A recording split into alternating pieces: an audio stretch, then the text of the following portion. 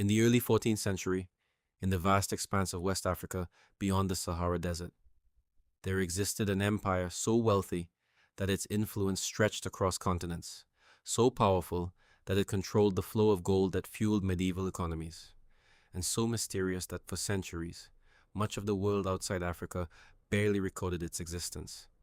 And yet, today, most people have never even heard of it. This is the story of the Mali Empire, and the question that still surrounds it is simple but controversial. Was this truly the richest empire in human history? Or has time exaggerated its legend into fiction?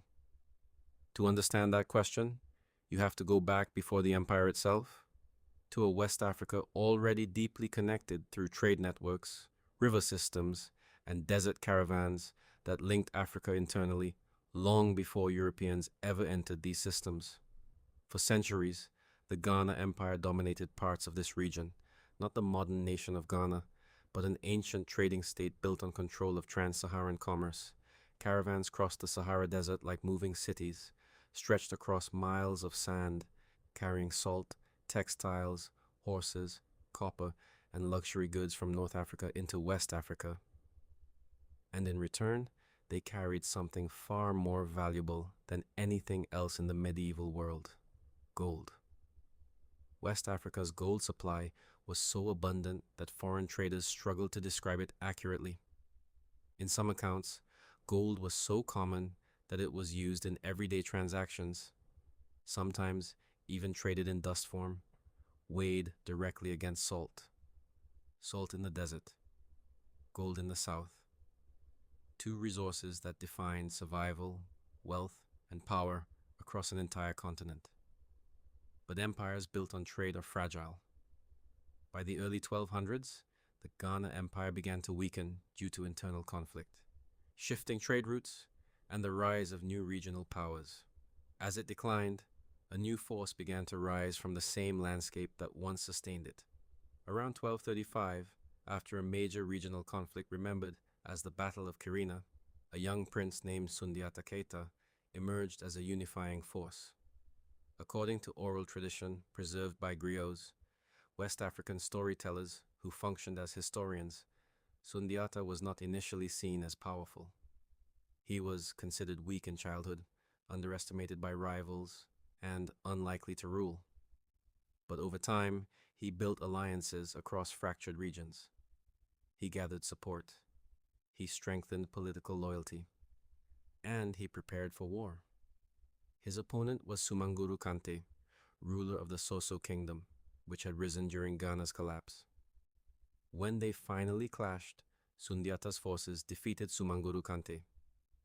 And with that victory, the Mali Empire was born. But this was not just a military conquest.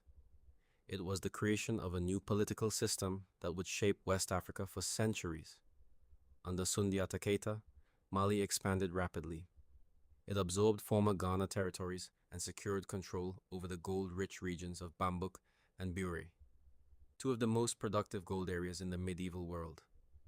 But Mali's true strength was not just land. It was geography. The empire sat at the center of trans-Saharan trade routes and the Niger River system, which acted like a natural highway across West Africa. This allowed Mali to connect inland gold-producing regions directly to desert trade routes that led into North Africa, the Mediterranean world, and eventually Europe and the Middle East. Gold flowed north. Salt, horses, copper, and manufactured goods flowed south. And with them came ideas, religion, and culture. Cities such as Timbuktu, Gao, and Niani became major centers of trade and administration. These were not small settlements. They were organized urban centers with governance systems, specialized labor, and intellectual communities. Islam spread through merchant networks rather than conquest alone, blending with local traditions and reshaping law, education, and governance across many regions. Among these cities, Timbuktu became the most famous. Timbuktu was not just a trading city. It became a center of learning. Scholars studied mathematics, astronomy, medicine, law, and theology. Libraries stored thousands of manuscripts, many of which still survive today, showing a level of intellectual development that challenges outdated assumptions about medieval Africa. These texts prove something important. Mali was not only rich in gold, it was rich in knowledge, and that knowledge spread across a vast network of scholars and students who traveled between cities, copying manuscripts, teaching ideas, and preserving intellectual traditions.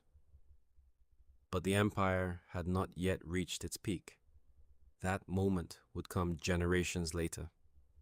In 1312, Mansa Musa came to power, and under his rule, Mali reached its most famous and globally recognized era.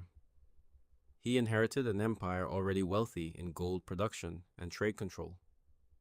But what made him legendary was not just what he ruled, but what made him legendary was not just what he ruled, but what the world witnessed. In 1324, Mansa Musa embarked on a pilgrimage to Mecca. He did not travel alone. Historical accounts describe tens of thousands of attendants, including soldiers, servants, officials, and enslaved people, along with hundreds of camels carrying gold. As the caravan crossed the Sahara Desert and entered Egypt, it became a moving demonstration of wealth, unlike anything seen in recorded history. In Cairo, Mansa Musa distributed so much gold that it reportedly disrupted the local economy. Prices rose, currency value shifted, and the effects lasted for years. Chroniclers in Egypt wrote about his arrival in disbelief, struggling to describe a ruler whose wealth seemed almost beyond comprehension. For much of the outside world, this was the first clear encounter with the Mali Empire, and it instantly transformed global awareness of West Africa. But this leads to the central question. Was Mali truly the richest empire in human history? The answer depends entirely on how wealth is defined. If wealth is measured by natural resources, Mali's control over some of the largest known gold deposits of its time places it among the most resource-rich empires in history. If wealth is measured by trade influence, Mali functioned as a central hub connecting Africa, Europe, and the Middle East through trans-Saharan commerce. But if wealth is measured through industrial output, financial systems, or technological development, then Mali cannot be directly compared to later industrial or modern economies. Its economy was resource-based and trade-driven. And that structure made it powerful, but also vulnerable, because control of trade routes and succession stability determined the strength of the entire system. After Mansa Musa, the empire began a slow and gradual decline. This was not a sudden collapse, but a long fragmentation over time. Succession disputes weakened central authority. Regional governors gained independence, and external pressures increased from neighboring kingdoms and emerging powers. Trade routes shifted, and new states, especially the Songhai Empire, began to rise and challenge Mali's dominance. By the 15th century, Mali was no longer the singular force it once had been. But its story did not end there. Even as political power declined, its cultural and intellectual legacy remained strong. Timbuktu continued as a center of learning. Manuscripts were preserved, copied, and studied. Oral histories kept the memory of Sundiata Keita alive across generations. And Mansa Musa's pilgrimage remained one of the most legendary economic events in world history. In modern times, historians and archaeologists have continued to uncover evidence of Mali's sophistication, correcting older narratives that underestimated African civilizations and restoring recognition of its true historical importance. So, was the Mali Empire the richest empire in human history? By medieval standards, it may have been unmatched in gold wealth and trade influence. By modern standards, it cannot be directly compared to industrial global powers. But what is not in question is this. The Mali Empire was one of the most powerful, wealthy, and influential civilizations of the medieval world. And its legacy challenges a simple idea. That global power was ever centered in only one region of the world. Because history is far broader, more interconnected, and more surprising than most people were ever taught.